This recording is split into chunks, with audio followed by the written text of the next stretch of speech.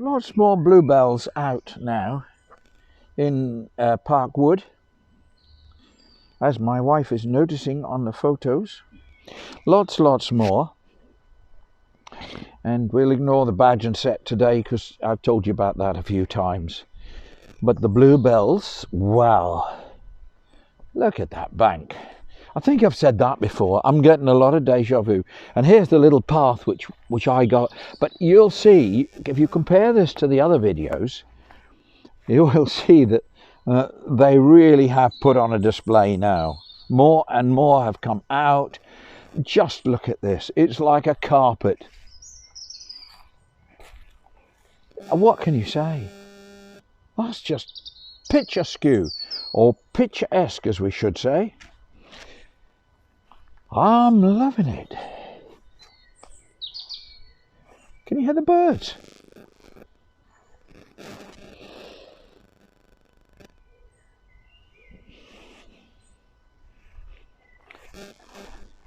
I don't know about you, but I adore this place. I don't know if you're enamored with all these bluebells or what, but it would be difficult not to be. There's a blackbird zipping across. Just look, it's an absolute carpet, isn't it?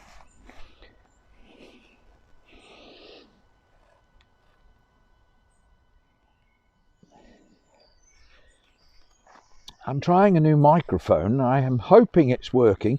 Otherwise, I shall have to put music on it and you'll have to guess what I was saying, which would be a bit of a waste of my breath. But then I'm used to that because, as you know, I'm the rambling rambler.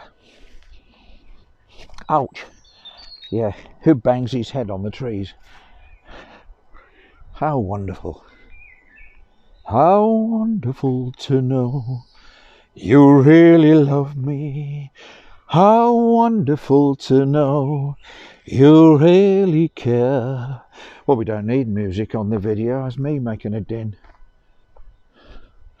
La da da dee dee dee, da da da dee dee. Well, yes, I'm sorry about the singing.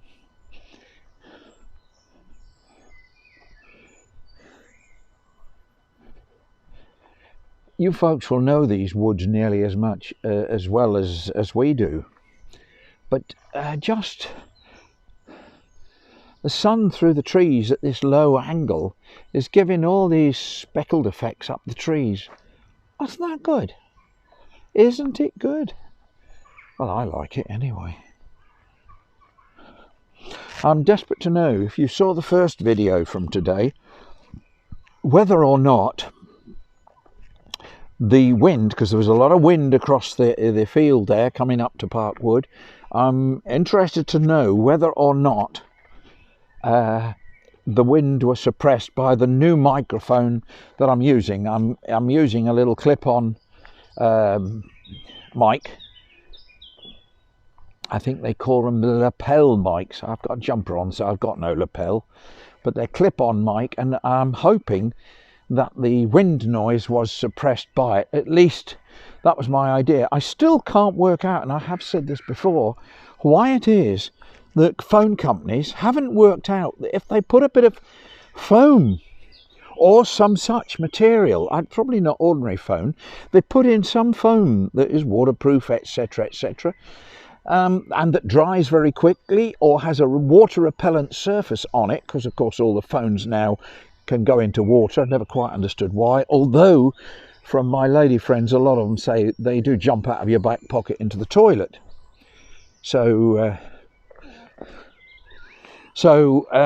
that's why they're waterproof. But I am surprised. It's been in the mud. I am surprised that yeah. There we go. He likes the water. Yes, so I am surprised that they haven't done this. I think, you know, you can get these water repellents that actually really do repel the water. They can't stand water. I forget what the word is. There's a word that means that. And why could they not make some little material that stops the wind noise and put it over the speaker, the microphone? on phones. I don't get it. Seems extremely odd. Maybe they think it doesn't matter for most people. There's the wood aloe. They're all closing up, look, because it's night time. They're off to bed. Good night, wood aloe. Wood aloe. Isn't this beautiful now all the leaves are coming out, Irene? Yeah. I had a lovely chat with a friend in China today. She's actually in Chongqing, where we visited 8 years ago. And she was saying that she's a teacher and she goes back to school on Monday, and they have no problem with equipment.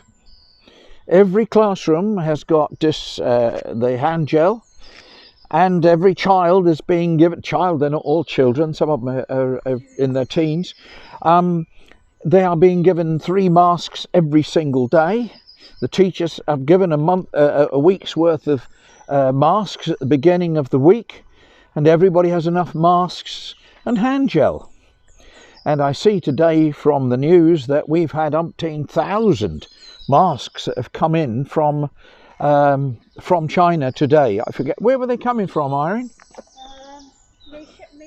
Mishan or something like that. And apparently that's not so far from where our friend is, but and that's come into the Warwick Hospital, so they've managed to get those there. And then I saw today that the plane from Turkey arrived, and so there's tons of equipment there. And I just hope and pray that our key workers can get access to this, especially those in care homes. It's so sad to see that happening, but we must think positively. Out here with the green, you are a million miles away from what happens. It just seems surreal even. It doesn't seem... We have the numbers every night on television. What a pity that I think in the future, I think we will recognise all these poor people who have died unnecessarily. I say unnecessarily, but they have sadly succumbed to the virus. And perhaps not unnecessarily, it's really just so sad that this is going on. So many thousands of people losing relatives and family members.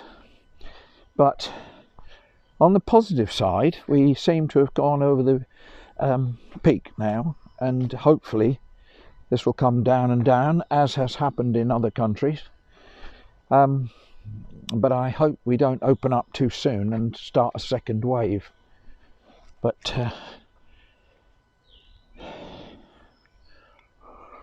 well, I'm going to stop here, and I'm going to say my usual diatribe.